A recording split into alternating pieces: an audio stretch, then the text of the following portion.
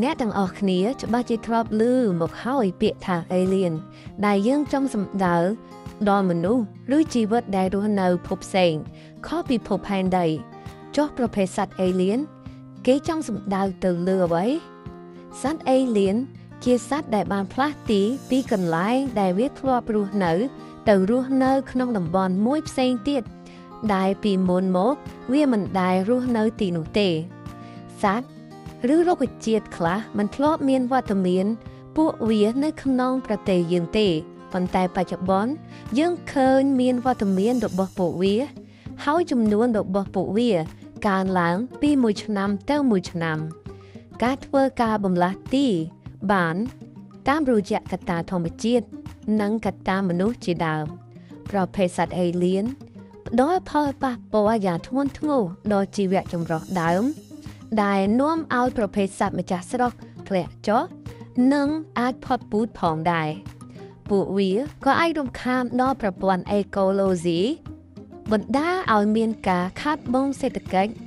និងបង្កហានិភ័យដល់សុខភាពផងដែរប្រភេទសត្វ alien នៅកម្ពុជាមានច្រើនប៉ុន្តែថ្ងៃនេះខ្ញុំនឹងបង្ហាញអ្នកនៅរុក្ខជាតិនិងសត្វទាំង5ប្រភេទជាពពួកសត្វ alien ដែលអ្នកតែងតែជួបនិងឃើញមានវត្តមានរបស់ពួកវានៅក្នុងប្រទេសកម្ពុជា1អូយ៉ាឬបន្លាយួន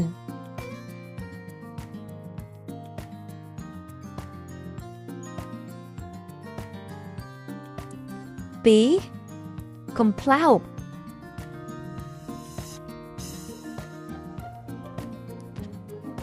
3ខ្ចំថៃ4ត្រីទីឡាប់យ៉ា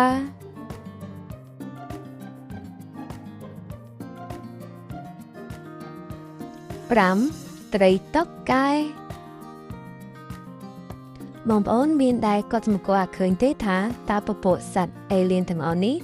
មានវត្តមាននៅក្នុងប្រទេសយើងចាប់តាំងពីពេលណាមកហើយនៅពេលដែលឃើញវត្តមានរបស់វា